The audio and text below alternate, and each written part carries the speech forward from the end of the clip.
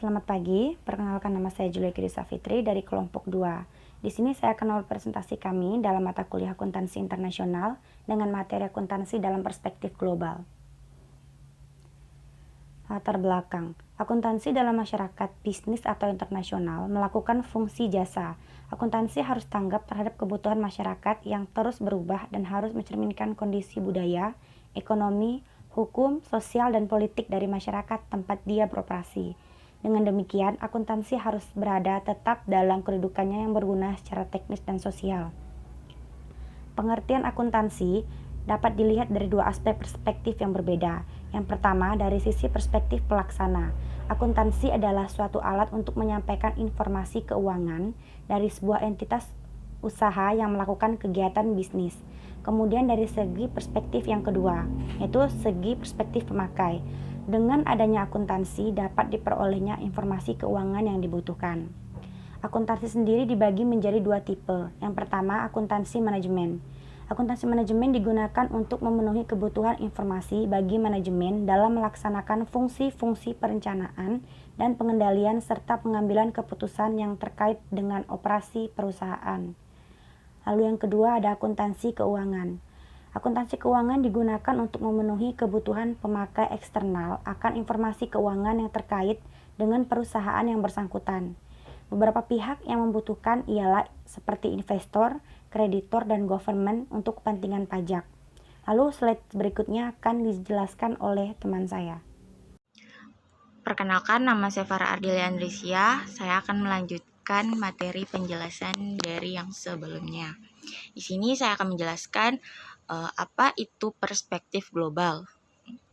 Menurut Suhanaji dan Waspada TS, mengungkapkan bahwa perspektif global merupakan cara pandang atau wawasan untuk melihat dunia saat ini sangat dipengaruhi oleh arus global. Dalam pengertian yang lain, perspektif global adalah wawasan atau cara pandang mengenai fenomena secara keseluruhan, yaitu fenomena adanya interaksi, interdependensi, dan kompetisi antar umat manusia di muka bumi. Interaksi merupakan kegiatan mempengaruhi daya, objek, atau tempat yang satu dengan tempat yang lainnya. Jika dilihat dari perspektif pelaksananya, akuntansi adalah suatu alat untuk menyampaikan informasi keuangan dari sebuah entitas usaha yang melakukan kegiatan bisnis. Sedangkan jika dilihat dari segi perspektif pemakainya, dengan adanya akuntansi dapat diperoleh informasi keuangan yang dibutuhkan. Jadi, akuntansi merupakan alat komunikasi. Oleh karena itu, akuntansi disebut sebagai bahasa bisnis. Selanjutnya, perspektif global dari praktik akuntansi. Perspektif global dari praktik akuntansi ada di 4 negara. Yang pertama di sini adalah negara Amerika Serikat. Amerika Serikat merupakan kekuatan yang gemilang dalam akuntansi global. Amerika Serikat lebih baik dari negara-negara lain dalam hal pengeluaran riset akuntansi. Jumlah publikasi akuntansi dan lulusan perguruan tinggi yang memiliki konsentrasi akuntansi. Yang kedua ada negara Australia. Tradisi dan kebiasaan Inggris memberi ciri yang signifikan pada Australia, walaupun akhir-akhir ini Australia lebih cenderung mengarah ke pola Amerika. Perbedaan-perbedaan akuntansi keuangan dari praktik-praktik pelaporan antara Inggris dan Australia semakin meningkat. Gagasan Pan-Pasifik sedang tumbuh di Australia, gagasan komunitas Eropa tumbuh di Inggris. Dua badan akuntansi profesional Australia adalah Institute of Chartered Accountants in Australia dan Australia Society of Accountants. ICAA memiliki keanggotaan kira-kira 20.000 dan terkait erat dengan audit dan praktik publik. Keanggotaan ASA kira-kira 60.000, terutama wakil dari sektor publik. Materi selanjutnya akan dijelaskan oleh Neta.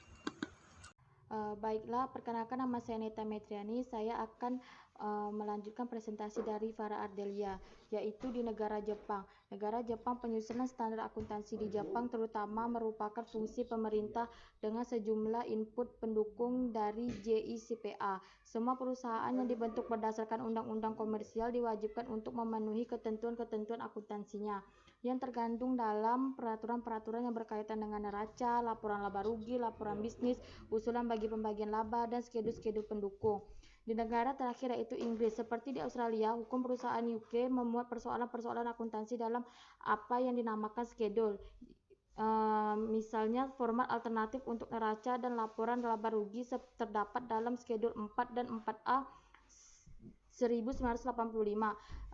5 prinsip akuntansi dasar yang tercantum langsung dalam perundang-perundangan adalah pencocokan pendapatan dan beban berdasarkan beban akrual, penilaian item-item aset dan kewajiban individual secara terpisah dalam masing-masing kelas aset dan kewajiban, penerapan prinsip-prinsip konservatisme terutama dalam pengakuan realisasi laba dan semua kewajiban dan kerugian yang diketahui, kewajiban penerapan kebijakan-kebijakan akuntansi secara konsisten dari tahun ke tahun, anggapan bahwa prinsip kelangsungan usaha dapat diterapkan pada entitas yang bersangkutan. Dari presentasi di atas dapat kita simpulkan bahwa akuntansi adalah suatu alat untuk menyampaikan informasi keuangan dari sebuah entitas usaha yang melakukan kegiatan bisnis. Pengertian itu dilihat dari sisi perspektif pelaksana, tetapi jika dilihat dari segi perspektif pemakai, dengan adanya akuntansi dapat diperoleh informasi keuangan yang dibutuhkan.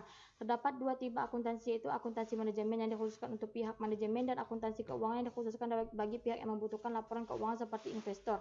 Perspektif dari berbagai negara pun berbeda. Hal ini tergantung dengan standar akuntansi yang digunakan di dalam setiap negara.